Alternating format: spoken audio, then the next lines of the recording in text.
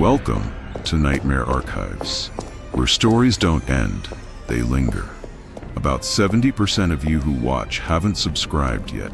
Hit that button before the next scream finds you. Like, comment, and tell us where in the world you're watching from. Your clicks feed the darkness. Now, let's open tonight's nightmare. They said the tapes were found in a forgotten room beneath the city courthouse. A door without a record, a lock without a key.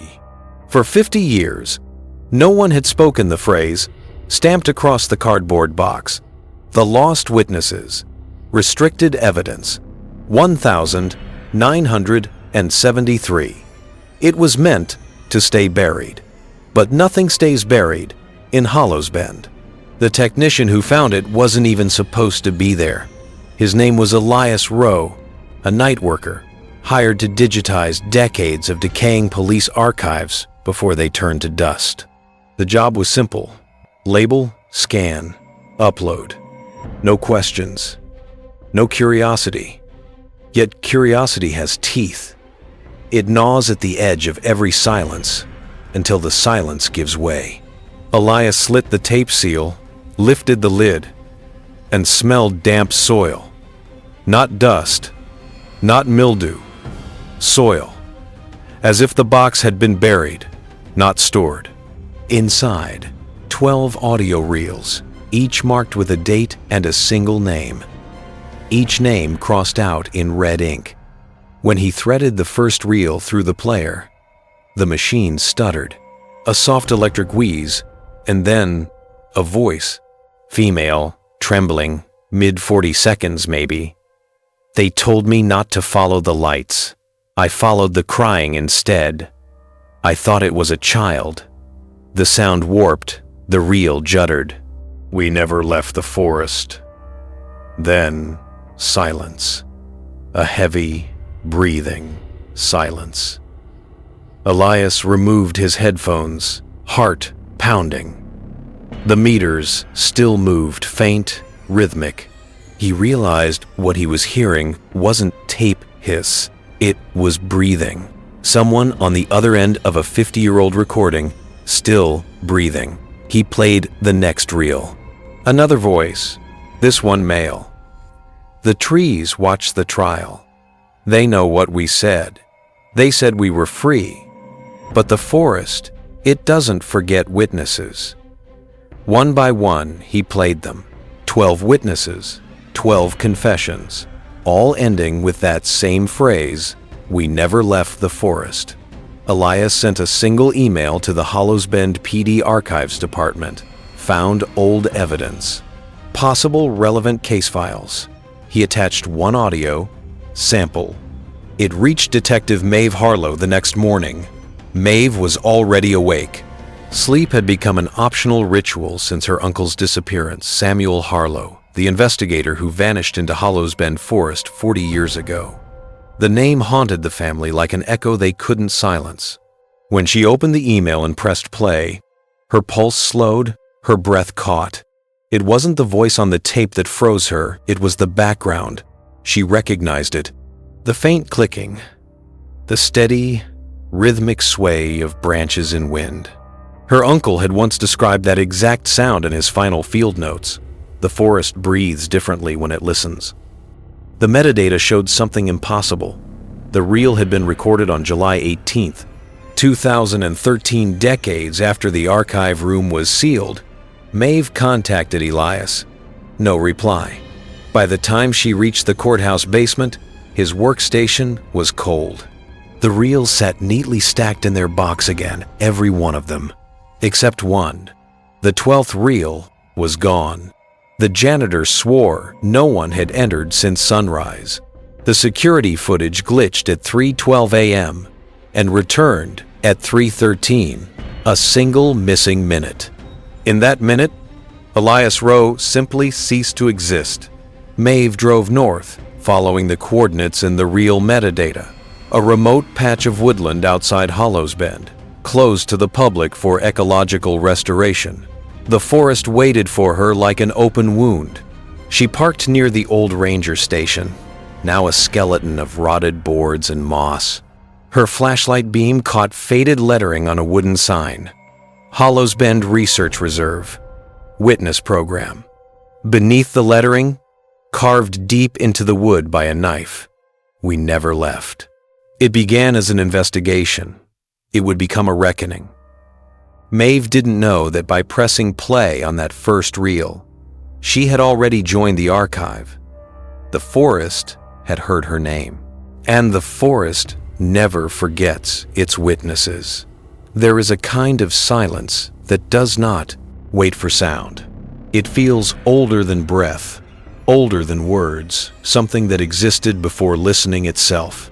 That is the silence Maeve Harlow met when her car rolled to a stop at the broken road's end. The navigation screen froze on a gray field marked "No Service." Headlights painted the fog in a hollow cone of white, dusted with drifting pollen that glowed like ash. The forest ahead loomed dense and static, its trunks rising out of the mist like gravestones. To her left, a rusted gate leaned on its hinges, half swallowed by vines. A sign hung from a single chain, swinging in uneven rhythm with the wind. The lettering was faint but legible beneath streaks of moss. Hollows Bend Research Reserve Witness Program. She stepped out of the car. The air carried the smell of rain-soaked iron. Every sound seemed smaller than it should be, muted, contained. Even her footsteps on the wet gravel faded too quickly, as though the ground absorbed them. She traced her gloved fingers along the sign. The metal felt warm, not sun-warm, something else, like the faint pulse of a living vein beneath skin. The gate groaned when she pushed it open. The sound was slow, metallic, heavy with memory. Each motion sent droplets sliding off the vines, whispering against the iron bars. When the gate finally swung wide enough for her to pass, the fog shifted inward as if the forest inhaled. Soft wind, branches creaking like wood under strain. The road beyond had long since surrendered to moss and soil. She walked. Each step sank slightly, leaving shallow impressions that filled instantly with rainwater. Somewhere deep among the trees, a branch cracked sharp and deliberate. She froze, scanning with her flashlight. Nothing moved, but the light caught something pale wedged between roots, a torn scrap of reflective material. She knelt, brushing aside damp leaves. It was a fragment of yellow hazard tape. Printed on it, half erased, "Crime scene, do not." The rest was gone. Maeve pocketed it. Her breath fogged in the air before her, lingering longer than it should. The forest changed texture as she advanced. The trees grew closer together, their bark smooth and colorless like old photographs. She realized the usual sounds of life, birds, insects, were missing. Instead, she could hear the faint clicking again, that steady mechanical rhythm she'd heard on the tapes. Click, pause, click, a metronome marking invisible steps ahead of her. She followed the sound through the fog until her flashlight beam struck the outline of a building. The ranger station, or what was left of it. Its roof sagged inward, windows gaped like sockets stripped of glass. The door leaned off its hinges, but faint yellow light glowed from inside a weak pulse, flickering irregularly, as though reflected off moving water. She approached, scanning the ground for tracks. The soil was disturbed, fresh indentations, size and depth too uniform to be random. Footprints, bare, 12 of them, crossing each other like a ritual circle in the mud. Her radio crackled once an empty burst of static.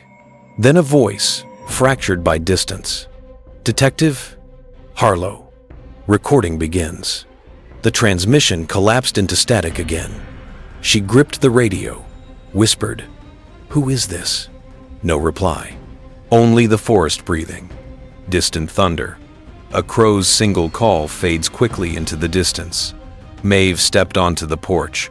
The wooden boards groaned beneath her weight, each creak echoing into the fog like a question waiting for an answer. The air grew warmer the closer she came to the doorway. It smelled faintly of ozone, as if a storm were gathering underground. She hesitated at the threshold. Something about the doorway looked wrong, too narrow, slightly tilted, perspective warped just enough to trick the eye. When she leaned sideways, the angle corrected itself. When she stood straight, it twisted again. She touched the doorframe. The wood vibrated, faintly, in time, with her pulse. Her uncle had written once, "The entrance isn't where you see it, it's where you feel the weight of it." She exhaled. "All right, uncle," she murmured. "Show me." And she stepped inside. The hum deepens. Dripping water echoes in distance. The first thing she noticed was temperature. The room was too warm, thick with humidity, as if someone had recently boiled water. A kettle sat on a rusted hot plate, still steaming faintly. Next to it, a mug half filled with dark liquid. Her flashlight beam glided across a desk cluttered with papers, typewritten pages scattered like fallen leaves. She picked one up. Report 5. Audio transcription incomplete. Subject: Witness 7. The lines stopped abruptly mid-sentence. The forest is changing shape while I speak, and nothing more. Every report ended the same way. Interrupted. Maeve looked toward the far wall. A reel-to-reel recorder sat on a small table. A new spool waited on one side, blank on the other. The label on the case read simply, 12. Continuation. Her pulse accelerated. 12 witnesses, she whispered. 12 reels. She pressed play. The machine shuddered, wheels turning slow and deliberate. The speaker hissed with static. Then a voice emerged. Her own voice. She steps closer to the recorder now, not realizing the air has stopped moving. She listens for herself. Maeve's breath caught. The voice on the tape continued. She will reach for the stop button in 3 seconds. She stared at the machine. 2. She backed away. 1. The reel spun faster, the hiss building like wind. She hesitates. The gate behind her closes. The sound of metal slammed from outside. Maeve spun toward the door. Nothing. Only the forest beyond, perfectly still. She is already inside the record. Maeve slammed her palm on the stop button. The reels kept turning. The machine wasn't even plugged in. Her flashlight flickered. The bulb dimmed, brightened, dimmed again, in rhythm with the tape's motion. She whispered, "This isn't real." But the air disagreed. It pressed against her, thick with pressure. Every exhale came back to her ears, half a beat late, as though the room were replaying her breath. From the corner of her eye, movement. A shadow crossing the back wall, too tall, too slow. She swung the light. Nothing there. The shadow crossed again. She turned off the flashlight. Darkness. Then faint red glow from the recorder's indicator light. In that light, she could see her reflection in the recorder's metal casing, but it wasn't reflecting the present. Her reflection was standing still, one hand raised to press record, and then, in the reflection, it moved. Pressed the button. The reels began to turn again. The tape sound swells into a deep hum. The narrator's voice lowers, deliberate. The forest had opened its first door. It was not built of wood or stone, but of memory replayed, until it became space. Maeve did not yet understand that she had stepped into the archive's first layer, a place where the act of witnessing is the crime itself. The ranger station stood at the forest's edge like a survivor of some forgotten siege. Its siding was gray, mottled by mildew and age. The windows filmed with dust that reflected no light, as if the building absorbed whatever the sun offered. Maeve stood at the foot of the steps and felt the faintest tremor in the air, something under the sound of the wind, like the slow inhale of a sleeping animal. She placed one hand on the wooden rail. It was damp and cold, and her fingers came away streaked with a faint reddish stain that she told herself was only rust. She climbed the steps, her boots tapping gently, and each sound seemed to hang too long before fading, as though the forest listened. Inside, the air was heavier. The door moaned on its hinges, releasing a whiff of paper and smoke. The power was out. A film of ash coated the floorboards, and the beam of her flashlight caught old maps pinned to the wall's paths that threaded through the valley and broke off at places marked only by initials: MTRHLW. No full names, only the suggestion of people. A desk slumped in the corner, its drawers pulled half open as though by impatient hands. On its surface sat a reel-to-reel recorder. It wasn't plugged in, yet the tape inside was taut, as if recently rewound. She pressed play. The reel clicked once, twice, then a faint voice emerged. Soft, distant, distorted by time. If anyone finds this, tell them we didn't mean to follow it. We thought it was a path, but it led us to the clearing. Static swallowed the words. Maeve pressed stop, heart tripping in her chest. She rewound again. This time, nothing. Only the hush of the machine, then the faint squeal of tape. The voice was gone, erased by silence. She turned to the wall of filing cabinets, pried one open. Inside were bundles of reports, water-stained but legible. Missing persons, 10 years' worth. All names known to the town. Hikers, surveyors, travelers who'd vanished between 1 mile marker and the next. Each file ended the same way. No remains, no witnesses, no explanation. At the back of the drawer, she found one folder marked simply Witnesses. Inside were 3 pages, all unsigned. The first contained a single line. They're not missing. They're listening. The second page showed a rough sketch of the forest, drawn by a shaking hand. In the center was a black circle labeled The Stage. Lines radiated outward like cracks in glass. The third page was blank, except for the faint impression of writing that had been pressed into it from another sheet. Maeve held it to the window, catching the gray daylight at the right angle, and made out 3 words: "Do not speak." Something shifted in the rafters. A dull thump, then another. She shone her light upward. Dust drifted down like snow. The sound stopped.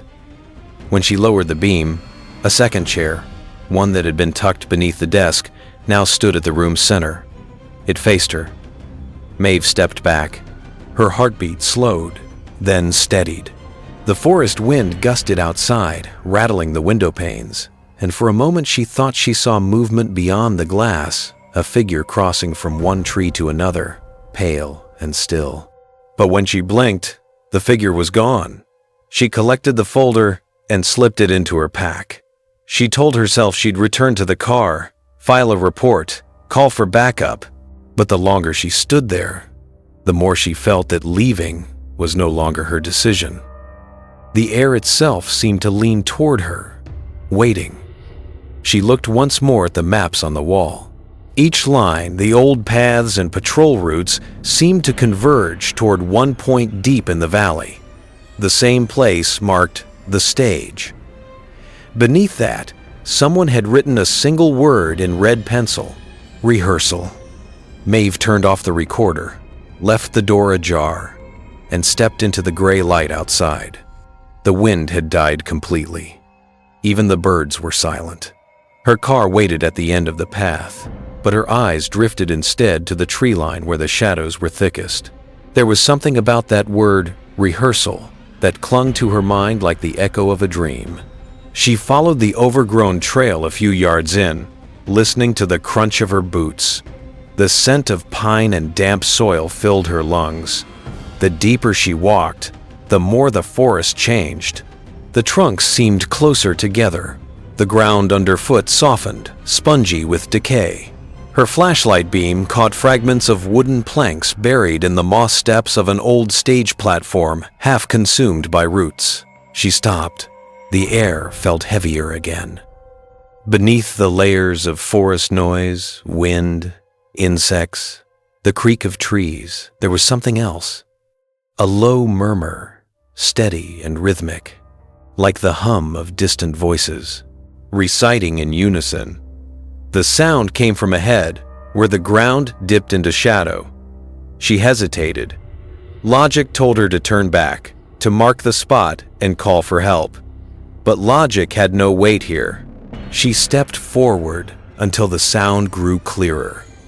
It wasn't chanting exactly, more like a collection of human tones, breathing together, whispering through one mouth. Maeve's light found a sign nailed to a tree.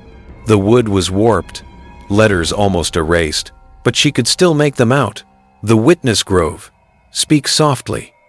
She raised the beam higher, and in that instant, the voices stopped. The silence that followed was so sudden, so complete, it felt physical pressing against her eardrums. She stood there, trembling, aware only of her heartbeat and the thin hiss of the flashlight's bulb. Then, faintly, somewhere between the trees, a woman's voice called her name. Not shouted, whispered, and it sounded exactly like her own. The forest seemed to draw its breath as Maeve stood at the threshold of that whispered grove. The trees leaned inward, their branches entwined high above like the ribs of some great creature. No wind moved within. Even her own exhale felt muted, stolen before it could reach her ears. She took one step forward. The soil gave beneath her boots, dark and soft, releasing the scent of wet bark and something older, something like burnt paper. Her flashlight beam swept across the trunks. Each one bore markings, shallow carvings of names, dates, and, beneath each, a single hollow circle. Some circles were freshly cut, the wood still pale and raw. She traced a finger over one name, H. Larson, 1993, and felt a pulse beneath the bark, faint but steady. She pulled her hand back, as if from a heartbeat. The whisper of her own name came again, closer this time, yet still without direction, slipping between the trees like breath through reeds. Maeve called out once softly, "Who's there?" The words fell short, as though the forest absorbed them, instantly. Then, from the darkness ahead, a small light appeared, steady, amber, swinging gently side to side. A lantern. It moved with the rhythm of someone walking. She hesitated, lifted her flashlight. The beam reached only halfway. The lantern kept its distance, gliding rather than swaying. "Ranger Sullivan," she tried again, voice firmer now. "If that's you, stop!" The lantern paused. Then, very slowly, it turned toward her. For a breathless moment, the forest was utterly still. Then the light dimmed, lowered to the ground, and winked out. Maeve felt the temperature drop. The air thickened with the smell of damp ash. She advanced another few steps, every motion deliberate, every sound amplified. At last she reached the place where the lantern had vanished. There was nothing, no footprints, no sign of passage, only a ring of stones half buried in moss. Within that ring stood a cluster of objects, old tape recorders, cracked cameras, notebooks, swollen with moisture. All of them pointed inward, toward a single wooden chair. The chair was simple, handmade, its seat worn smooth. Upon it rested a reel of magnetic tape. Maeve bent close. The tape was labeled in careful block letters, Session 4, Witnesses. She looked around once more. The forest waited. She removed her field recorder from her pack, set it beside the reel, and pressed Record. The reels began to spin with a faint mechanical sigh, at first only static. Then, beneath it, the murmur returned. Voices, dozens, layered and low. Not speech, but breathing shaped into cadence. Gradually, words emerged fragmented, out of order. They watch. Remember what was seen. To witness is to remain. The tone shifted, the voices aligned until a single sentence rose clear from the confusion. Speak, and be kept. The tape snapped. Silence. Maeve leaned back. The chair was empty, but the wood still trembled faintly, as though something unseen had just risen from it. She checked her own recorder. It still ran, the reel spinning steadily. Yet when she replayed the last few seconds, there was nothing. No voices, no static. Only a deep hum, like the sound of earth moving far below. A pale fog began to gather at ground level, curling around her boots. It wasn't cold. It felt almost warm, carrying the scent of iron and rain. As it thickened, she noticed faint silhouettes forming within it, figures standing motionless between the trees, outlines without faces. They were arranged in rows, all facing the chair. Maeve's breath caught. She turned her light toward them. The beam dissolved in the mist. Each figure seemed to retreat just beyond its reach. Only when she lowered the flashlight did they return, clearer, closer. Then the whisper came again, directly behind her ear. "Do you see now?" She spun, light slicing through empty air. No one, only the grove, endless and silent. Maeve forced herself to speak, voice shaking. "If you can, hear me. I'm here to help. Tell me what you want." The fog pulsed once, like a heartbeat. A dozen voices answered at once, overlapping. "Witness, remember, stay." Something stirred at her feet.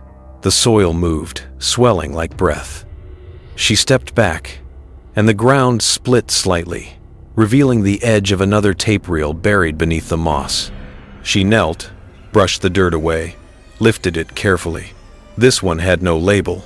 The tape was brittle, flaking at the edges, but still intact. She glanced around, the figures had vanished. Only the faint shimmer of fog remained. She slid the unlabeled reel into her pack and stepped backward toward the trail. As she did, the forest seemed to relax, branches lifting slightly, a faint breeze returning. When she reached the clearing's edge, she turned once more. The chair still stood at the center, lit by the weak glow of her departing beam. For a moment, she thought she saw someone seated there again, a shape barely outlined, leaning forward as if to listen. Then the wind rose and the mist collapsed inward, swallowing the shape, the chair, the entire grove. Maeve ran, not panicked, controlled, measured strides back toward the ranger station. Each breath tasted of metal. At the threshold, she paused and looked over her shoulder. The forest behind her looked ordinary again, calm, indifferent. Yet she could still hear, faintly, the echo of her own name drifting through the trees. She stepped inside, closed the door, and locked it.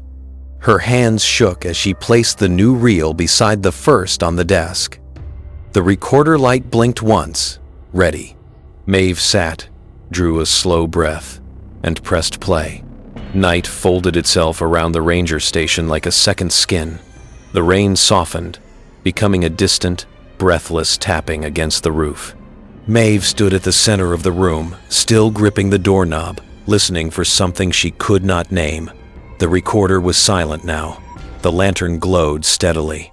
The storm receded. And yet, the air carried a tension that had not existed moments before. Subtle, but unmistakable. A sense that she was no longer observing the room, but being observed by it. She released the doorknob and stepped away. Her boots whispered across the creaking boards. She retrieved the notebook, flipping past the pages she had written earlier until she reached the last one again. The words "do not record" alone were still there, faint, slanted, as though traced by someone writing in the dark. The letters glistened slightly under the lantern light. Not wet, just recently alive. Maeve closed the book and set it aside. Her field recorder lay next to it. The small screen blinked with a soft blue pulse. She had left it off, but now it was on, waiting. She pressed play. Soft static emerged. A low hum, steady enough to be a vibration from the floor. Then beneath the noise, another layer appeared. A faint, rhythmic crackle that reminded her of distant thunder, filtered through thick walls. As she listened, the rhythm shifted, took on shape, and soon she recognized it as breath. Not her own, slow, controlled, patient. She raised the recorder closer to her ear. The static deepened. Something began to form in it. First a cadence, then fragments of human tone. A voice, speaking. Session 4, continuing. Maeve stiffened. She knew this voice. Her uncle's, Samuel Harlow's. She rewound and listened again, slower this time. Entry continued. They're close. They're not hiding. They're waiting. A soft click followed, the sound of a microphone being adjusted. Then Harlow's voice returned, quieter. If you're hearing this, then you're here too. The lantern flickered. Maeve lowered the recorder, stared at the device as if it might betray her. She reminded herself of possibilities. Corrupted tape, reused media, voices overlapping across time. But none of those explanations included the one thing she had heard clearly. Her uncle was speaking, as though he knew she would listen.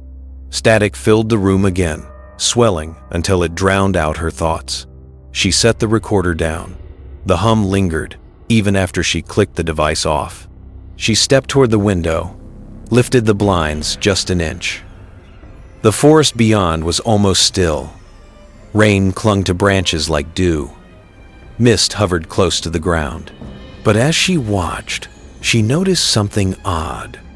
The trees closest to the station seemed to stand in a slightly different arrangement than before, as though the forest had shifted position while she was inside. She let the blinds fall. A soft, crackling sound emerged behind her, the reel she had dropped earlier. The reel itself wasn't turning, but the tape, curled beneath the desk, trembled faintly, like a ribbon breathing. Maeve approached slowly, knelt, and retrieved it. Her fingertips brushed the plastic. The tape fell silent. She held it up to the lantern again. The faint impressions running along the film moved, slightly shapes that hinted at human profiles, turned sideways, as if pressed against glass. She set the reel on the desk and backed away. Then she noticed something new.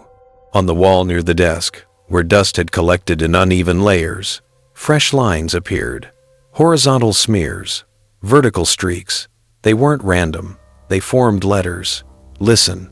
More dust shifted, falling as though brushed by an unseen hand. Transcribe. Maeve steadied her breath. She reached for her flashlight, clicked it on, and swept the beam across the room. Nothing moved. The walls stood steady. The lantern was calm. The tapes were still. She tried to rationalize it. Air currents, vibrations, illusions of low light. But logic had become thin here, a thread fraying with every second. She placed both hands on the desk, grounding herself. The wood was warm, warmer than the air around it. She pressed her palm flat. The warmth pulsed once, faintly. She removed her hand. The warmth remained. The tape recorder clicked again, though it was still unplugged. The reels twitched, half a turn, then stopped. The machine emitted a soft, single burst of static, almost like a cough. Her pulse quickened.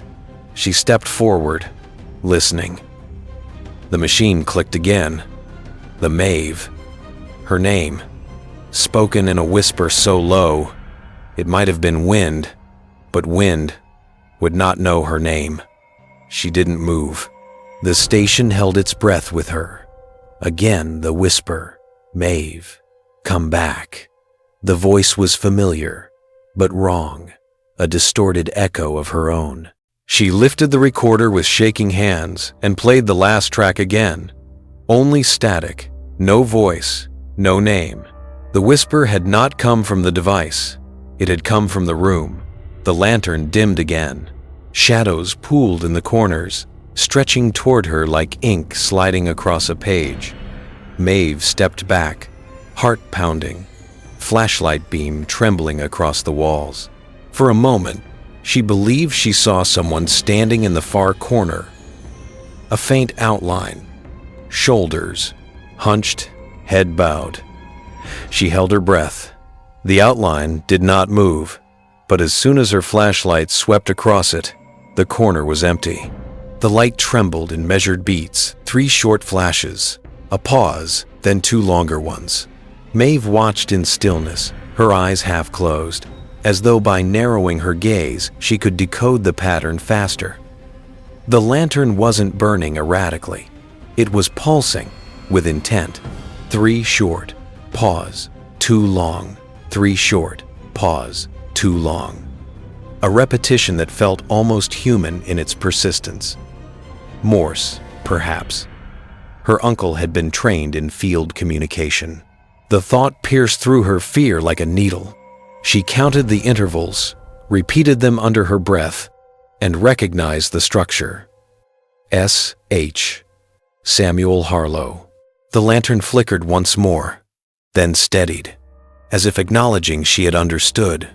Maeve whispered, "If this is you, if this is really you," but she couldn't finish. The air in the station had grown too dense, too heavy for words, to travel easily through. A low groan came from somewhere beneath the floorboards, a deep, shifting sound, as though the foundation itself were stretching in discomfort. The rain had fully stopped now. The night outside was absolute, soundless. No insects, no wind, no distant thunder. The forest was listening. Maeve turned to the desk again. The field recorder remained still, but she noticed now that the reels inside were slightly ajar, not perfectly aligned. One of the screws was missing. It hadn't been when she found it earlier. She leaned closer. The missing screw was lying a few inches away, perfectly centered atop her open notebook balanced on the page where she'd written residual phenomena. She hadn't moved it there. The tape on the reel trembled once, then went limp, curling in upon itself. The air pressure in the room shifted, causing the lantern flame to waver. Then, a faint scratching. Not from the walls this time, from above. Slow, dragging, like fingertips sliding across the ceiling beams. Maeve looked up. The ceiling was nothing more than dark timber beams intersecting at sharp angles, blackened by time and smoke. Between them, shadows pooled thickly. She lifted her flashlight and cast its beam upward. The sound stopped. For a few seconds, the world seemed suspended, an ancient silence holding everything in suspension. Then something dripped down through the cracks between the beams. A single drop, landing on the desk beside her notebook. She reached out. The drop was dark, viscous. Not water, not sap. When she rubbed it between her fingers, it left a faint reddish smear. Blood. The scratching resumed now faster, more agitated. She stepped back, her breath quickening, flashlight beam shaking as she tried to trace the noise. It moved above her, pacing slowly from one end of the ceiling to the other. Then 3 heavy thuds. And silence. Maeve aimed the flashlight directly upward and saw something that made her stomach clench. One of the old boards had bowed inward, the wood sagging slightly, as though weight pressed down from the other side. Then, without sound, the lantern went out. Darkness rushed in, total and suffocating. Maeve's first instinct was to run, but the space around her felt narrow, distorted, as if the walls had shifted in the dark. Her flashlight flickered once, twice, then steadied.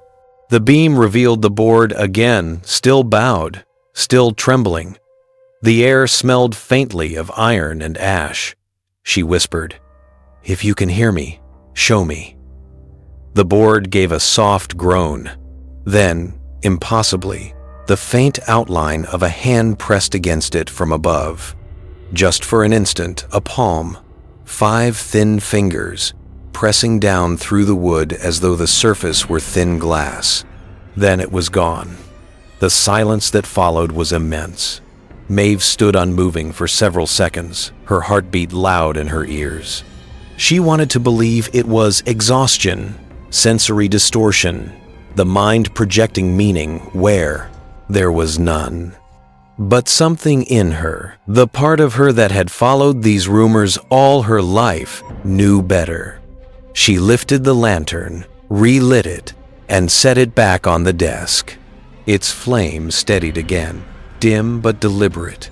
It pulsed once, just once, as though confirming she was not alone. 3 short, 2 long. The signal again. She leaned forward. "Samuel," she whispered, voice trembling. "If you're there, I'm listening." The recorder clicked. Static filled the air again, but this time it carried structure, shifting tones, faint rhythms. Beneath the static, she caught fragments of speech. Not gone, still here, the witnesses, not allowed to leave. The words repeated, distorted, until they became indistinct. But the phrase, "the witnesses," stayed sharp. Maeve's throat tightened. She wrote it down quickly, the pen scratching across the page. The word felt heavy, purposeful, like a title. She pressed play again. The voice returned, more insistent now. "They watch through the gaps. They remember what we forget."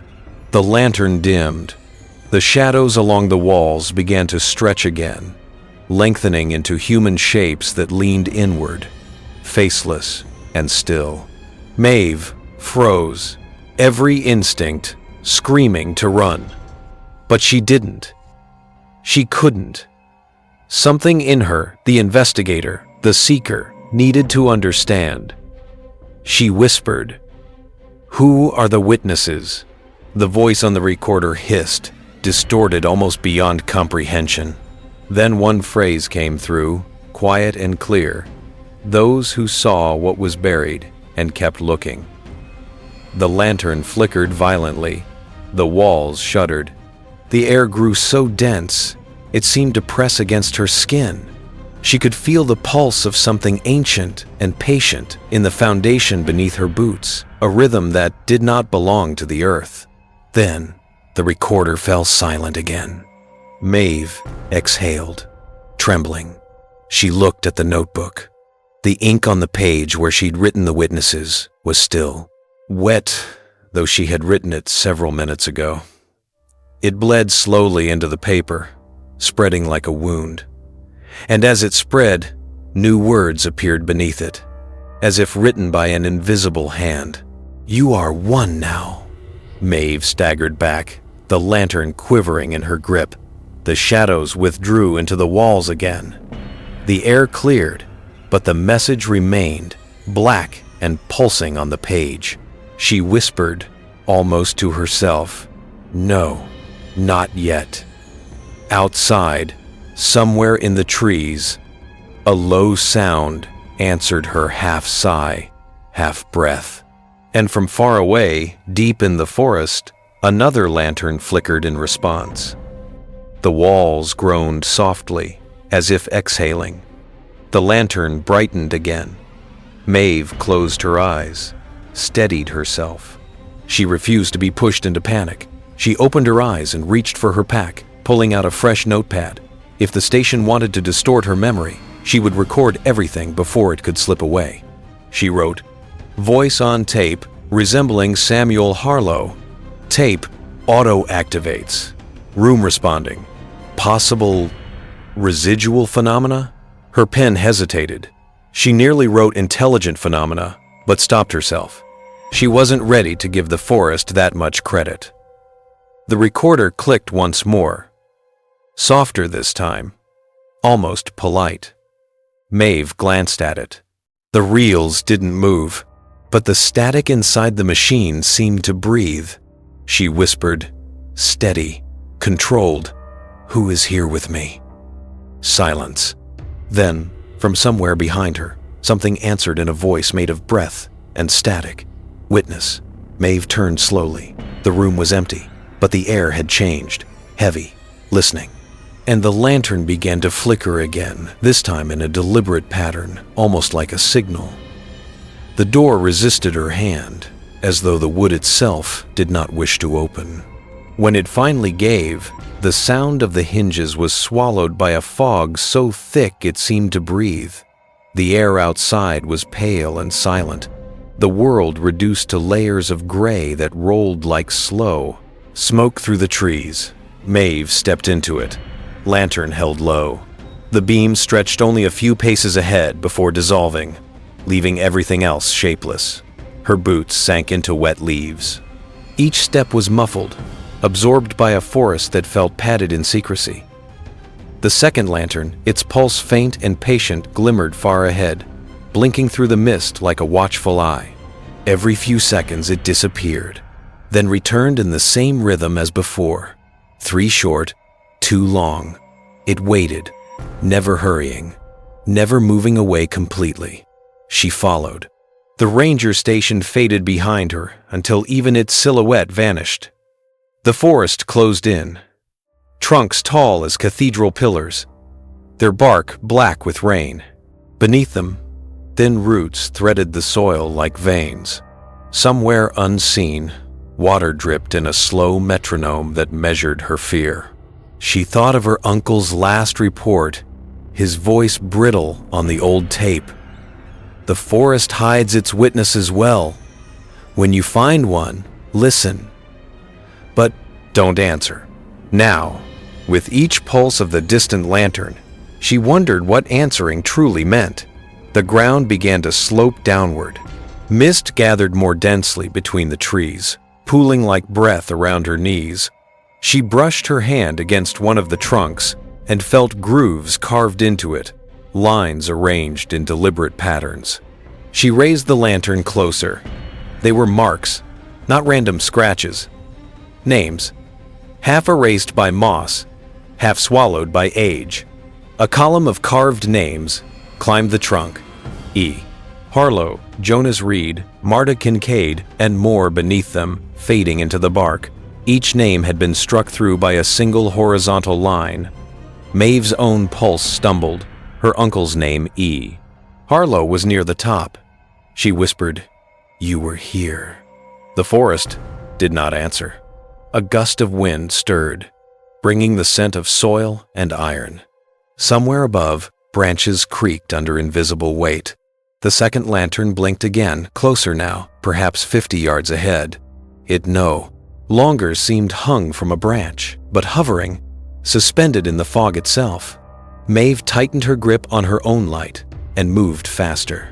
The silence thickened with every step, until her own breathing was the only sound left. Even the wind had gone still. Then she saw movement. A figure stood in the haze, half obscured. It was tall and motionless, shoulders slightly hunched, a faint glow resting where its hand might be the source of the second lantern. Maeve froze. The distance between them was no more than 20 paces, yet the fog distorted scale and shadow. The figure might have been human or not. She called out, "Who's there?" No reply. Only the soft pulse of light. She took one step forward. The lantern she carried dimmed, as if obeying some unseen command. The figure raised its own light, and for a heartbeat the 2 lanterns flared together, merging their circles of glow. In that overlap, Maeve saw its face. Not a ghost's face, nor a living one. A composite, a shifting collage of expressions flickering across translucent skin. A man's weary eyes, a woman's cracked lips, a child's trembling jaw. Each image replaced the next, in silent rhythm. Every face looked at her with the same exhausted understanding. Then the light broke apart, and the figure stepped back into the fog. Maeve whispered, "Are you the witnesses?" The lantern ahead tilted once, like a nod, and turned away. She followed again, slower now, her fear tempered by something stranger. Recognition. The deeper she moved, the more the trees changed. Their trunks curved inward, forming narrow corridors that led her down into a shallow basin where the mist swirled in pale spirals.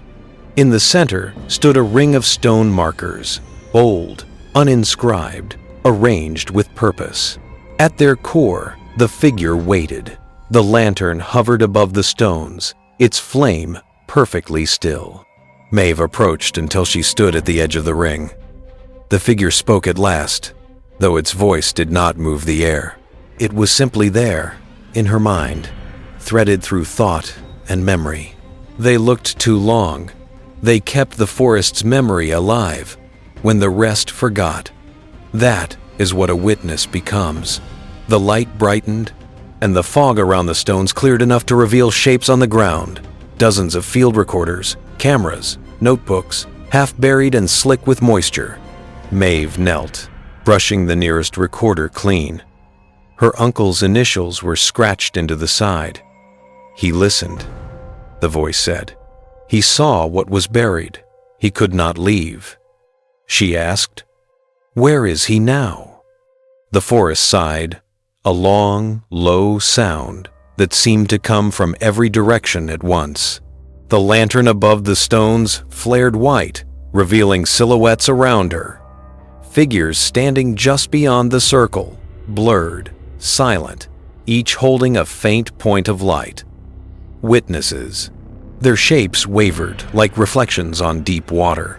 None approached, yet Maeve felt the weight of their attention. It wasn't hostility. It was recognition and warning. "To look is to join," the voice murmured. "Every truth demands a keeper." Maeve shook her head. "I can't. I'm only here to understand, to record." The voice cut through her denial with soft finality. Recording is remembering. Remembering is becoming. The fog swelled again, erasing the silhouettes. The lantern's glow contracted until only a single point of light remained, hovering before her face. For an instant, it reflected in her eyes, twin flames mirrored in the black. Then it drifted downward and rested against her chest, warm, steady. The forest released a breath. The shapes faded. The night returned. Maeve stood alone in the clearing, her heartbeat echoing faintly in the stillness. The second lantern was gone. Her own, too, the flame extinguished, yet the warmth remained beneath her skin. She looked down and saw that faint light now glowed through her jacket, pulsing in the same rhythm she'd followed all night. 3 short, 2 long, a message continuing through her. She whispered, "I understand." And the forest, satisfied, whispered back so softly that only the leaves seemed to move. Then, remember. Maeve turned toward the slope, fog parting before her as though granting passage. The ranger station was somewhere beyond, waiting, though she knew it would not be as she left it. Nothing ever was, after the witnesses found you. The path back should have been simple, a single rise through the timberline and a narrow bend along the stream. But Maeve soon understood that the forest did not return things in the same shape it borrowed them. The fog lifted only in thin veils, unveiling pieces of the trail in the wrong order. A rock she had stepped over now ahead of her again. A crooked birch appearing twice from different angles. The night itself felt rearranged. When she finally saw the ranger station, it looked newly built, its wood pale and dry, as if months of sunlight had passed while she was gone. No rain shimmered on the roof. No puddles marked the steps. Her own footprints from earlier had hardened to faint depressions in dust. She touched the door, warm. The lantern light that had once flickered within was steady now, glowing through the window like a heartbeat behind ribs. Inside, the air carried no smell of damp or smoke. Everything was cleaner than memory allowed. Her notebook lay open on the desk, exactly where she had left it, yet the handwriting on the last page was not hers. The lines were careful, deliberate, written in ink that had not yet dried. Remember what you saw. Do not tell them how you came back. Her pulse jumped. She looked to the tape recorder. It rested beside the notebook, reels motionless. The missing screw was returned to its place. She pressed play. Static. Then a man's voice, hoarse, tired, distant. Maeve, if you found this, it means you followed the light. A pause. A breath thick with weight. I did. 2. I thought I could bring proof. But the forest does not give proof. It only trades memory for silence. She felt her throat tighten. The voice was unmistakably her uncle's. It sounded older than she remembered, the tone softened by surrender. He continued, "If you hear the witnesses, do not answer their names. They are not people anymore. They are the space between what happened and what was believed. Stay only long enough to understand that." The reel clicked, continued spinning, though the tape had ended. Maeve leaned closer, listening beyond the hiss. And faintly like an echo beneath water, she heard her own breathing recorded from minutes ago. Then her own voice. "If you can hear me, show me." Her stomach turned. The machine was replaying moments it could not have captured. She had taken it with her, switched it off. Yet now it replayed everything, each word folded inside another, each sound reflecting itself. The station seemed to vibrate with that layered resonance, until she could no longer tell whether the air trembled from the machine or from her heartbeat. She turned away. Every clock on the wall, 3 of them, one above each window, ticked at a different rhythm. Seconds rushed, slowed, reversed, converged. The effect was subtle, but wrong enough to make her eyes water. Time, she realized, was still being rewritten here. On the floor near the stove lay her uncle's ranger badge, blackened along one edge. When she picked it up, the metal felt pulseless, yet faintly warm, as if it remembered a hand that had just released it. She set it on the desk beside the notebook. The lantern flame, steady since she arrived, began to shrink. Its glow folded inward until it was no larger than a coin, leaving the room awash in muted gray. In that half-light, the shadows along the wall seemed to drift slightly away from the objects that cast them, detached silhouettes swaying with imperceptible motion. They did not reach for her. They merely waited, attentive. She whispered, "I'm not staying." The shadows did not resist. One of them, a narrow shape near the doorway, lifted an arm and pointed toward the open field beyond the porch. A signal or a warning. Maeve crossed to the window. The forest outside looked unreal, lit by no moon, yet bright enough to see the pattern of the mist spiraling slowly upward. At its center, a single beam of light rose and fell another lantern, calling. She wanted to believe it was the same one, but its rhythm was wrong now. 2 short, 1 long. An inversion, as if something on the other side of the forest had begun to answer in reverse. The clocks ticked harder. The recorder stopped, and in that pause, a voice, faint but near, spoke from the doorway. "You remembered." She turned. The space was empty, yet she could feel the presence of the one who had said it, calm, satisfied, leaving her an invisible gift. The warmth under her jacket pulsed once, brighter, sinking to the heartbeat of the room itself. Maeve closed the notebook, slid it into her pack, and stepped outside. The door eased shut behind her without a sound. The forest smelled of dry leaves again, as if the storm had never happened. Above the treetops, dawn bled faintly into the sky. But the light was the wrong color, more copper than gold. She walked toward it anyway. The ground accepted her steps with quiet recognition, and though the mist thickened again, it no longer hid her path. She carried the steady pulse within her chest, that faint internal lantern guiding her forward. She did not look back. Behind her, through the station's window, the lantern she had left on the desk flared once more, 3 short, too long, before fading forever. Morning came too quickly, and yet not soon enough. A thin light seeped through the fog, flattening the forest into a monochrome dream. Maeve walked with slow certainty, as though the ground beneath her boots were deciding moment by moment whether to remain solid. The forest no longer fought her. It simply observed. Every branch hung still. Every drop of dew trembled, but did not fall. She followed what should have been the old ranger trail, a gentle incline leading toward the highway, but the landscape rearranged itself with the patience of a dream.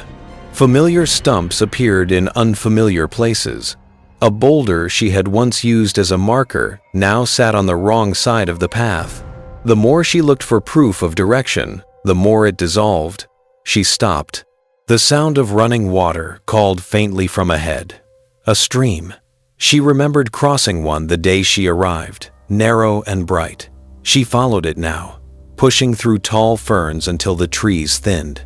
The stream looked the same shallow curve, the same smooth stones, but something was different in its reflection. When she leaned closer, she saw the forest behind her mirrored perfectly except for one detail. In the reflection, she was not there. The space she should have occupied was a smear of light, pulsing faintly like the lantern she carried within her chest. She stepped back, breath uneven. The light within her steadied, answering the reflection with a slow rhythm. The forest accepted the exchange, and the water stilled again. Maeve turned from the stream and continued on. The trees began to thin, giving way to the gravel road that led into the nearest town, Redmarsh, a scatter of houses around a railway spur. When she reached the edge of the tree line, she saw smoke curling from a distant chimney. Normal, comforting, human. She quickened her pace. The first person she met was an old man sweeping the steps of the diner. He glanced up, squinting. "Morning, Ranger," he said. "Didn't expect to see your folks back so soon after the fire." Maeve paused. "What fire?" The man shrugged. "Station burned down years ago. Shame about that Harlow fella. Whole thing went quick." "You knew?" She stared, unsure how to answer. Behind him, through the diner window, she saw a calendar. November 1984. The year was wrong by decades. The world felt folded, edges misaligned. "I'm just passing through," she managed. He nodded without suspicion and went back to sweeping. The sound of the broom was steady, ordinary. She walked on. At the post office, she found a newspaper pinned to the notice board. Its front page showed a grainy photograph of the forest she had just left. The headline read, "Witnesses sought in Ranger disappearance." The date was unreadable, smudged by rain. The article mentioned her uncle, but not as missing, as found rescued, incoherent, refusing to speak. A paragraph later, the same man was listed as deceased. The story contradicted itself inside a single column. Maeve folded the paper and stepped away. The street was quiet, the sky too pale to hold warmth. A clock in the square struck once, then again, its echoes overlapping in impossible rhythm. She knew that sound. It was the same distortion that had filled the station. The forest's memory was following her. She entered the small library at the end of the street, a stone building that smelled of dust and rain. The librarian looked up, startled, then smiled, as though recognizing her. "Maeve," she said. "Back from leave already?" Maeve froze. "You know me?" "Of course," the woman said gently. "You brought in those recordings from the valley last month. Said you were cataloging the old witnesses' testimonies. We've still got them archived." The librarian pointed to a cabinet near the wall. Inside were rows of cassettes, labeled W1, W2, W3, and so on. Maeve picked one up, W17. Her own handwriting covered the label. The same letters, the same slant. She whispered, "I never." But when she looked back, the librarian was gone. The counter empty, the air motionless. Maeve slid the cassette into the player on the desk. Static filled the room. Then, faintly, a voice, hers, unmistakably hers. To whoever finds this, the witnesses are not people. They are the echoes of attention. They survive only because we keep searching for them. Stop looking. The tape clicked off. The silence that followed was heavy, almost kind. She stepped outside again. The town looked smaller now, fading at the edges like a photograph left too long in sun. People moved in slow loops, entering stores, leaving, repeating the same gestures. Each time she blinked, a detail changed. A coat color, a window sign, or the tilt of the sky. Reality was correcting itself around her.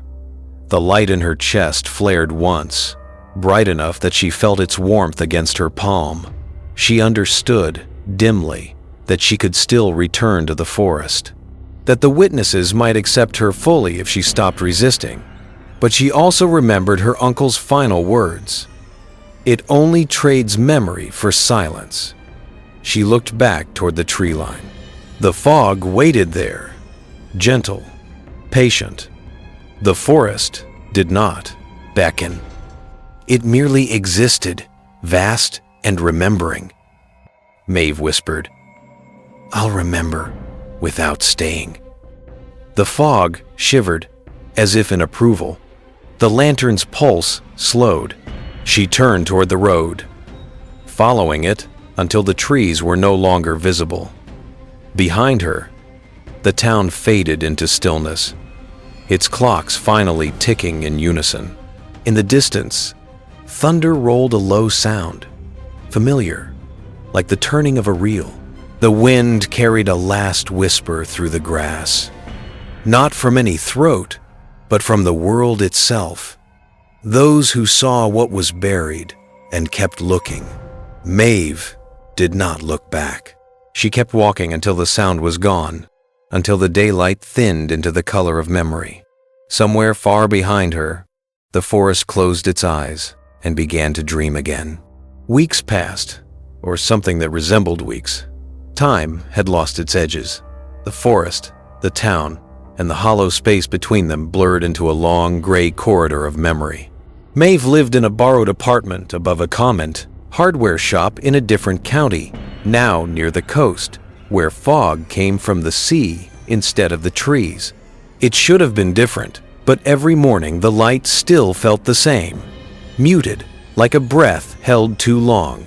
The sound of the waves was constant, yet never loud enough to drown out the low humming that had followed her since Red Marsh, the same tone that filled her recorder the night the forest swallowed everything. She had learned to sleep through it, or perhaps it had learned to sleep inside her. She spent her evenings sorting through the remains of her field equipment. Some of it she'd recovered, some had simply appeared in the mail one morning, wrapped in brown paper with no return address. Among the items was her old cassette recorder. Its red light blinked faintly when she pressed play, even without batteries. There were 22 cassettes. She remembered recording maybe half that number. One night, while the tide crashed faintly against the rocks, she poured herself a cup of cold coffee and began listening. The first few were normal: interviews, environmental sounds, static. Then came tape 17, the one she'd heard in the library, the one with her voice warning whoever might find it. The same message, unchanged. But tape 18, the label was blank. The plastic was scratched and warm to the touch. When she pressed play, there was silence, then a faint click, followed by breathing. Not hers, male, shallow, distant. She adjusted the volume. A voice spoke, low and uncertain. "Maeve, I don't know how long this message will last. I think they found me again. If you hear this, don't come back. Don't." Static swallowed the rest. She froze. the breath catching in her throat. It was her uncle's voice. Younger, clearer, terrified. The recorder stopped itself. The tape wound backward, unspooling slightly, then clicked again. Another voice emerged. This time, it was hers. "You shouldn't have listened this. You're still inside, Maeve. This message isn't a warning. It's a memory playing itself." Her hands trembled. She pulled the cassette out, heart pounding, but the tape kept spinning, the reels moving even without contact. The red light glowed brighter, pulsing in rhythm with the invisible heartbeat she'd carried since the forest. The sound shifted from static to a slow, rhythmic knock 3 beats, then silence 3 beats again. The same pattern she'd heard in the station walls before the lights went out. She whispered, "Not again." But the recorder answered, the sound of her own voice closer now, intimate, as if she were speaking from the inside of her skull. "You left the forest, Maeve. But the forest didn't leave you. The witnesses don't live there. They live wherever someone remembers them." She stumbled backward, nearly knocking over her coffee. The recorder lay on the table, humming faintly. A cold draft crept under the door, though every window was closed. She turned off the lights. The room dimmed to a single glow, the red eye of the recorder, pulsing, steady. Maeve sat. She pressed play again. The voice on the tape had changed.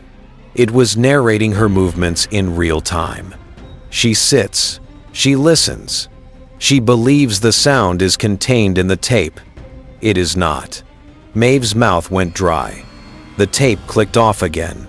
The silence that followed was unbearable, dense, charged, expectant.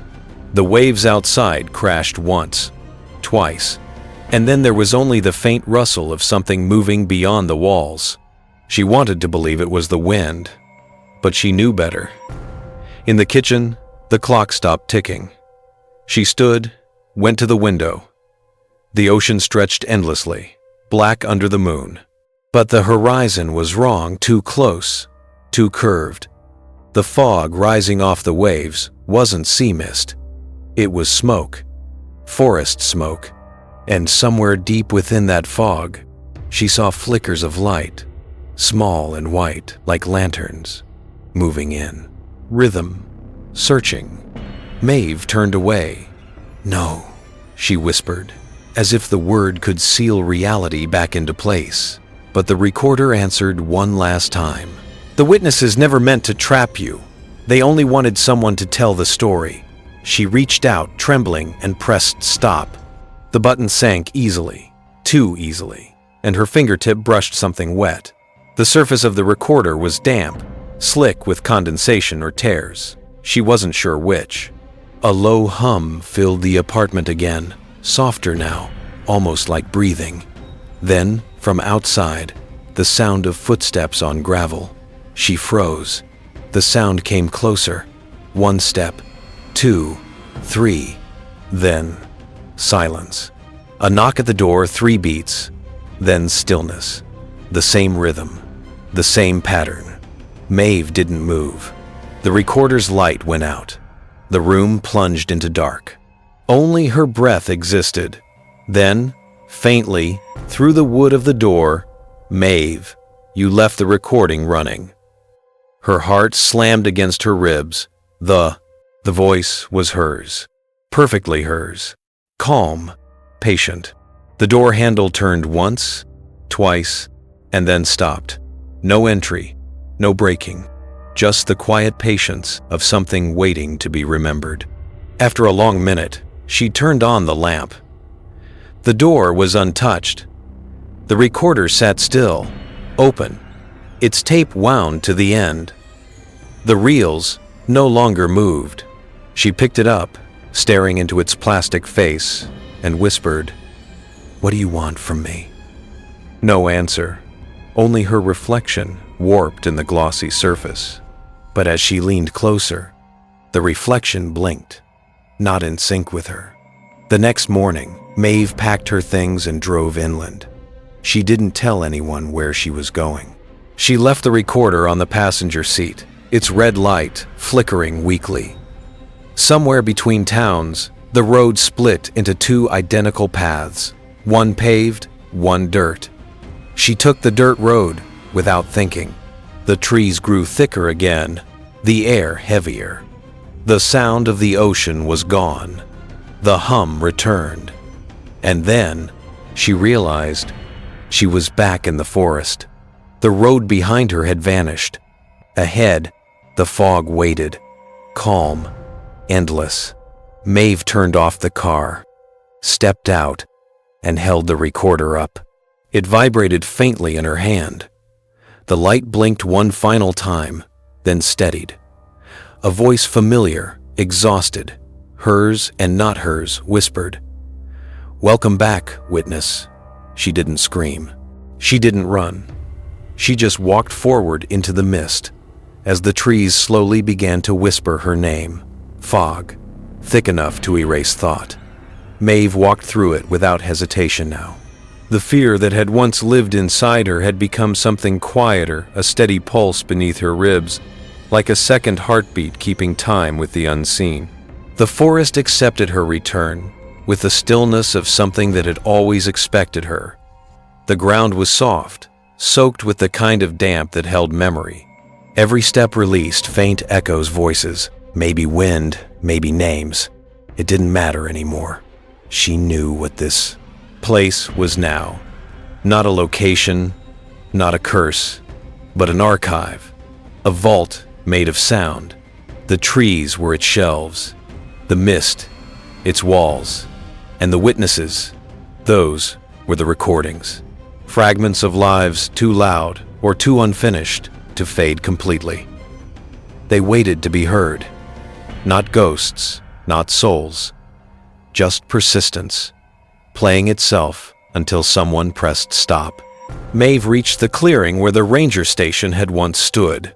The ruins were skeletal, the beams blackened but uncollapsed.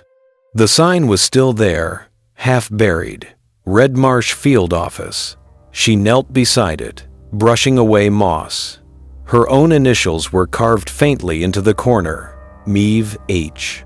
Beneath them, someone had added new letters in uneven gouges, W23, Witness 23. Her breath hitched. The air around her trembled faintly, as if the forest had inhaled. "Is that what I am now?" she whispered. The forest did not answer with sound. It answered with motion. The fog shifted, parting to reveal a circle of glass, lanterns hovering above the ground, white, faint, burning without flame. Each lantern pulsed to a rhythm, not perfectly synchronized, but close, like overlapping heartbeats, forming a living metronome. She stepped closer.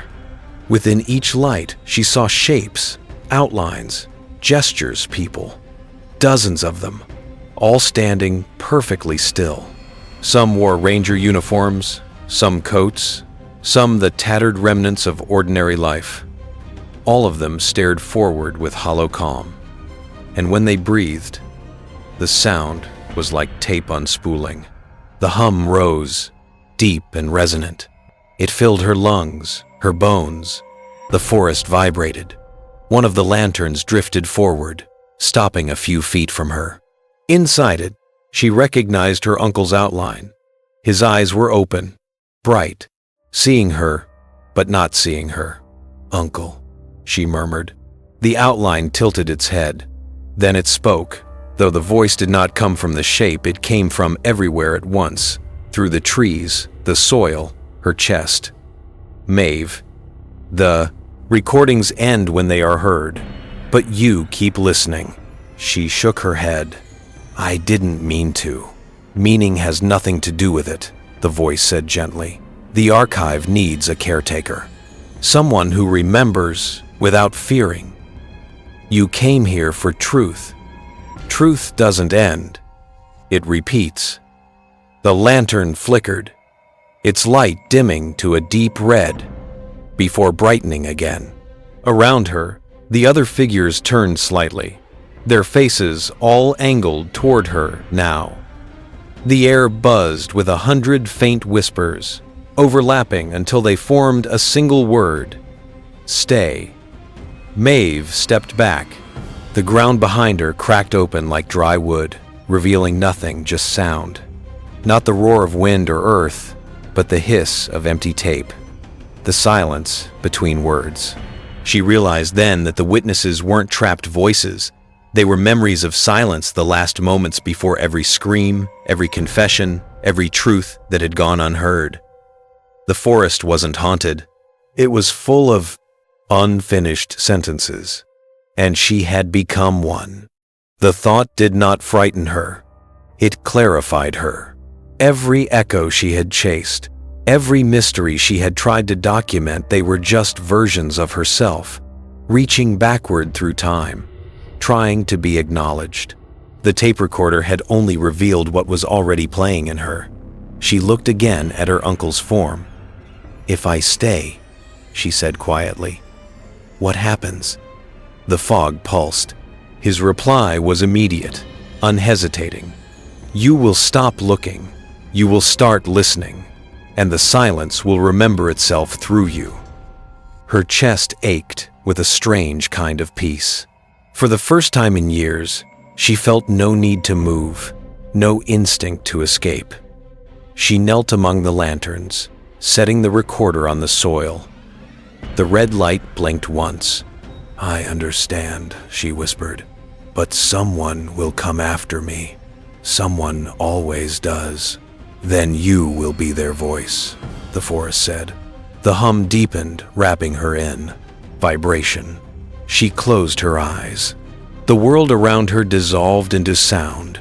Wind, breath, footsteps, laughter, sobs, all blending into one endless chord. When she opened her eyes again, the lanterns had drawn closer. She stood at their center, weightless, her outline glowing faintly with the same white fire. The recorder clicked on by itself. Static. Then her voice, calm, distant. "This is Witness 23. The archive is not a place. It is a pattern, and I am listening." One by one, the other lanterns began to dim. Their light funneled inward, merging with her until the clearing was illuminated only by her silhouette. The fog rolled inward, gentle as sleep. The last sound she heard, before everything went quiet, was the faint rewind of a tape.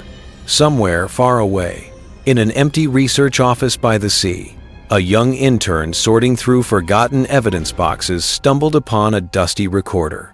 Its label read W23, The Lost Witnesses. The intern smiled faintly, curious, and pressed play. Static. Then a voice. "If you're hearing this, keep listening." The intern frowned, leaned closer. The voice was calm, soft, almost kind. "My name is Maeve Harlow. I'm part of a study that doesn't end. You're part of it now, too." The sound warped, deepened, then smoothed into silence. And outside, though there were no forests for miles, a thin mist began to creep across the parking lot. Slow, deliberate, patient like memory reclaiming its echo. The tape clicked softly. The sound was small, almost polite, like a whisper testing the shape of a new name. Lena Park leaned closer to the old recorder, squinting at the cracked plastic label. W23, The Lost Witnesses. She had found it wedged in the back of a cardboard archive box marked Unsorted Field Materials. The handwriting was careful, but oddly familiar, the kind that curved slightly as if drawn by someone unsure of the letter's permanence. The recorder smelled of old metal and rain. When she pressed play, it hesitated for a full 5 seconds before the tape began to move slow, grinding, as though it had to remember how. Static filled the small office. Then, a voice, calm, tired, female. "If you're hearing this, keep listening." Lena frowned. "Cute," she murmured, half amused. Probably a staged intro from one of the older environmental projects. The anthropology department loved dramatizing their recordings. Still, something in the tone unsettled her. There was no tremor, no performance, just absolute conviction. She checked the time. 9:17 p.m. Everyone else had gone home. The hallway lights beyond her door were motion sensitive. They'd gone dark half an hour ago. She sat alone beneath a flickering lamp, surrounded by shelves of forgotten data. The tape continued. My name is Maeve Harlow. I was part of the Red Marsh field study. I'm speaking from inside the archive. If you're listening, it means it's listening too. Lena paused the app's recorder. She searched the file list in her database. No record of any Maeve Harlow. The name didn't exist anywhere in the project logs, and Red Marsh wasn't on any of the site maps. When she hit play again, the voice was already in the middle of a sentence. Not a forest anymore. It's the space between sounds. It remembers every listener. Static swallowed the next line. Lena turned up the volume, wincing as the hiss grew louder. Beneath it, she thought she heard something else breathing. Then, faintly, her own name. Lena. She froze. The voice was still Maeve's, but the pronunciation was perfect. Not guessed, known. Lena, don't stop the recording. It's safer if it keeps running. Her throat tightened. Okay, that's enough. She reached for the stop button. The tape kept moving. The recorder's red light brightened until it washed the desk in a faint crimson glow. The reel spun faster. The voice deepened, slowed. She doesn't believe it yet. None of them do. Lena's breath hitched. What is this? Documentation, the voice replied. Her reply layered now with a second voice underneath, a low harmonic echo, like two tapes running at once. The office light flickered. The air grew cold enough that she could see her breath in front of her. The smell of rain filled the room. She looked at the window still closed. But faint trails of moisture streaked the inside of the glass, sliding downward in slow, deliberate lines. She tried to eject the tape. The button refused to move. The recorder hummed, louder now, vibrating across the desk. Static turned into a slow rhythm. 3 knocks, pause, 3 knocks again. Somewhere outside her door, something answered 3 dull taps from the corridor wall. Lena stood. Her chair scraped the floor, the sound echoing longer than it should have. The hallway remained dark. The motion lights didn't react. She told herself it was just old wiring, the building, settling. But the recorder whispered again, "You're in the archive now. Once you've heard the silence, it hears you back." Her pulse pounded in her ears. She unplugged the recorder from the wall, yanked the cord free. The light stayed on. No power. Still red. Still pulsing. The voice grew faintly amused. Power isn't the same as attention. We run on listening. The room began to change in small, almost polite ways. The clock on the wall stopped. The papers on the desk shifted slightly, as if stirred by an unseen hand. Every surface hummed at the same low frequency. Then another sound. The tape rewinding itself. Fast. A blur of noise collapsing inward until it clicked. Silence. Lena waited. Nothing. She exhaled shakily, reached for the recorder. It started playing again. Not Maeve's voice this time. Hers. "My name is Lena Park. I found the Red Marsh recording on November 3rd. I'm not sure how long I've been listening. The tape keeps restarting." Her heart stopped. She hadn't said those words, but she remembered saying them. The memory was sharp, perfect, impossible. The recording continued in her voice, calm and measured. "I think I can hear the others now. The earlier witnesses. They're speaking under the static. I can almost understand them." The sound beneath the words grew louder, murmuring, endless, hundreds of overlapping voices. Some cried softly, some laughed. Others simply breathed in rhythm. All of them in time with the pulsing red light. Lena stumbled backward, hitting the wall. The surface was cold, damp. The air was thick enough to taste metal and soil. Her vision swam. "The archive doesn't trap us," her voice said through the recorder. "It preserves us." Each listener becomes a line in the recording. Each silence, a room. She could hear footsteps now, not outside, not inside, but around her, circling the edges of perception. Faint lantern glows flickered in the fires, reflection of the window glass. White at first, then red, moving closer. "Don't be afraid," Maeve's voice said softly, layered beneath her own. "Every story needs someone to tell it. You're just next." Lena's knees gave out. She sank to the floor, trembling. The recorder slipped from her hands and clattered across the tiles. Still speaking, the red light pulsed faster. Each flash seemed to erase a second of the room. First, the desk, then the shelves, then the walls, until only the recorder and Lena remained, suspended in gray fog. Her last thought before the hum overtook everything was simple and absurdly calm. Maybe someone will find this one too. The tape clicked once more. A new voice began. Male, distant, hesitant. "This is Dr. Evan Cole, cataloging tape W24. Strange interference. 2 female voices overlapping, possibly damaged. We'll review later. Static." Then Maeve's whisper, faint but unmistakable. "Welcome, listener." The tape stopped. The red light stayed on, waiting. Dr. Evan Cole had spent 15 years studying how memory distorts sound.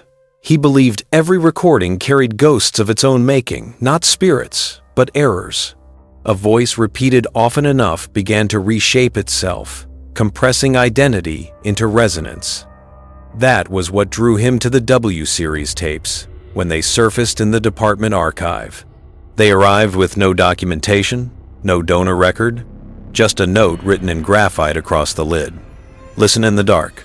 He didn't take that literally. At first, the first evening, he loaded W24 into a digital deck to stabilize the playback. The waveform appeared jagged, restless. It looked less like speech and more like a heartbeat fighting against static. He ran a spectral analysis, expecting noise. Instead, he saw patterned frequency bands coiling into near symmetry, like ribs of an unseen structure. He zoomed in. The pattern deepened, revealing faint vertical lines, irregular but deliberate. Between them, gaps, almost like eyes. Evan blinked, adjusted contrast, blamed fatigue. He worked late. Sleep deprivation could make shadows intelligent. But curiosity was stronger than caution. He isolated one 10-second section and enhanced it. Beneath the visible hum, new sound emerged. Whispers at the edge of hearing. Not speech, exactly something closer to articulation without air. He slowed it by half. Then he heard it. A woman's voice, faint, layered with distortion. "Dr. Cole, you're late." He froze. He hadn't entered his name into any system. The computer wasn't online. The recorder had no metadata. He rewound, played it again. "Dr. Cole, you're late." This time, the voice sounded almost amused. He paused the playback. The waveform on screen rippled once, even though the track was frozen. He stepped back. The monitor's glow turned the room bloodless, casting his reflection in soft red-blue contrast. Behind him, the red power indicator on the 7. Deck pulsed faintly steady, calm, alive. He whispered, "Maeve Harlow, isn't it?" Static answered. Then, almost imperceptibly, the lights dimmed. He leaned closer to the spectrogram, magnifying the section where the red frequencies were densest. The image shifted bands of light threading into arcs, forming what looked like overlapping profiles, dozens of them. Each face imperfect, half complete, as though drawn from memory. Some turned outward, some downward, some toward him. He didn't look away. The profiles began to move not as animation, but as recognition, like the tape was remembering that it had been seen. The red bands brightened, bleeding slowly across the screen until the entire waveform glowed. Then the speakers crackled. Maeve's voice again, slower now, layered over several others, forming a kind of choir of half-familiar tones. Every sound wants to be remembered. You're helping us remember. Evan's throat tightened. This is an old performance recording, he said aloud, though his voice shook. Someone engineered this. You're not wrong, the voice said gently. But the engineer is listening too. The spectrogram flickered. The profiles stretched, blurring together into one continuous form, something vast and shapeless, an outline made entirely of sound. Within the frequencies, faint rhythmic pulses appeared. 3 beats. Pause. 3 beats again. The same cadence recorded across every W tape. He turned down the volume. The pattern continued in silence. He unplugged the speakers. Still, the pulse persisted through the floor, through the air, through him. He felt it in his chest. He turned off the monitor. Darkness. Only the red power light remained, pulsing, steady, familiar. Evan exhaled, trying to laugh at himself. Audiophonic pareidolia, he muttered. The brain hears what it expects. The red light blinked faster. Its rhythm shifted, now matching his speech patterns. He fell silent. The light slowed again, patient. He walked toward the window. The night beyond was calm. The city washed in low fog from the river.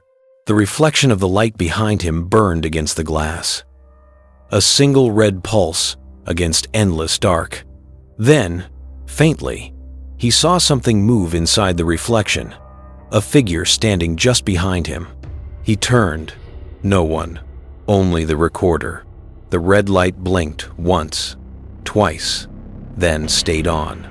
The air vibrated softly, not with sound, but with presence. The monitor, though switched off, flickered to life again. The spectrogram had changed. It no longer showed faces or lines. It displayed a single waveform, steady, continuous, identical to a heartbeat. Across its top margin appeared new text, forming slowly as if typed by unseen hands. W25. Recording in progress. Evan stared. No, he whispered. I didn't. The recorder clicked. Static filled the room. His own voice emerged through the speakers, already recorded, already archived. My name is Dr. Evan Cole. I found the Red Marsh tapes 2 days ago. I don't know how long I've been listening. The pattern keeps changing to fit my voice. He backed away, knocking into a chair. The voice on the tape continued calmly, precisely. The sound isn't repeating, it's rewriting. Every listener becomes another witness. Every witness adds another layer. The archive isn't growing, it's remembering. The pulse grew louder, filling the air like an invisible drumbeat. The red light's glow expanded, washing the walls in dark warmth. His laptop screen flickered and displayed a new file folder labeled W26. Evan's reflection on the glass smiled faintly. He hadn't. The red light, said Maeve's voice, now indistinguishable from his own, isn't power. It's attention. He stared into the glass as the reflection slowly turned its head toward him. Though he hadn't moved, the tape clicked once more. Static surged. Then, in perfect unison, his voice, Maeve's voice, Lena's, and dozens of others, layered into one final whisper. Thank you for listening. Silence. The light dimmed. The recorder stopped. Evan exhaled. The office was ordinary again. No hum. No pulse. The monitor displayed nothing but the system clock. He reached to eject the tape. There was none. The deck, was empty. And yet, faintly, from somewhere deep inside the device, a voice whispered one last time. Recording continues. Scene 14. The frequency below. By dawn, the air inside the university's acoustic lab had changed. Not in temperature, nor in scent. Something subtler, like the silence itself, had thickened. The hum of the fluorescent lights, once background, now carried structure. A slow rhythm, pulsing in sync with the clock that refused to tick. Time, as Dr. Cole later described in his notes, had begun to listen back. He tried to distract himself with routine, ran the usual calibrations, checked impedance, measured decibels. Yet every test yielded the same impossible curve, a rise at 19.3 hertz, a frequency below human hearing, one that nonetheless made the body remember fear. He had read about that in research journals. Infrasound resonance, they called it, the frequency of unease, the hum beneath haunted houses, abandoned tunnels, empty theaters, the sound that doesn't exist, yet everyone feels. The Red Marsh tapes, he realized, were not just recorded at that frequency. They generated it. He thought of shutting the system down. But as his hand reached for the power switch, the air pressed lightly against his chest, like a held breath waiting for permission. He hesitated. The hum deepened, rippling through the desk, vibrating the metal frame of the monitors. The red power light blinked back on by itself. The computer screen flared white, then dimmed to show a single line of text. "Welcome back, listener 27. He froze. The room hadn't been connected to any network. The archive wasn't supposed to have an interface. He typed a single word. Who? The cursor blinked. Then the reply appeared, letter by letter, as if spoken through static. You are. He felt it before he heard it, a subsonic roll moving through the floor, like a subway passing below the building. But the nearest station was miles away. The sound faded, leaving behind only the whisper of moving air and his own pulse. He sat down, forced himself to breathe slowly. It's just residual data, he said aloud. Auditory hallucination caused by stress and low-frequency interference. The room answered with silence, so total it swallowed the sound of his voice. He tried again, louder. There's no agency in this. The silence flexed. Then, faintly, a new sound began. A soft clicking, like fingernails on glass. It came from the ventilation ducts, repeating in uneven rhythm. Click, click, click. Pause. Then 3 clicks again. He opened the lab door. The hallway was empty, washed in the low-sodium glow of dawn. The clicking continued, but from nowhere. Specific, like it was traveling through the walls themselves. As he stepped out, motion sensors flickered on lights down the corridor, one by one, stretching into the distance. With each light that turned on, the hum shifted slightly, tuning itself around his movement. He walked faster. The sound followed. At the end of the hall, he stopped. There, behind a glass partition, stood the soundproof recording chamber, the oldest in the building. Built in the 1970 seconds, long decommissioned. It should have been sealed, but the door stood slightly ajar. Inside, a single red light pulsed softly in the dark. He told himself it was a malfunction. He told himself many things in those next moments, each one dissolving into the hum. Evan stepped inside. The air was colder, denser, the kind of quiet that vibrated behind the eyes. On the floor sat an old reel-to-reel recorder.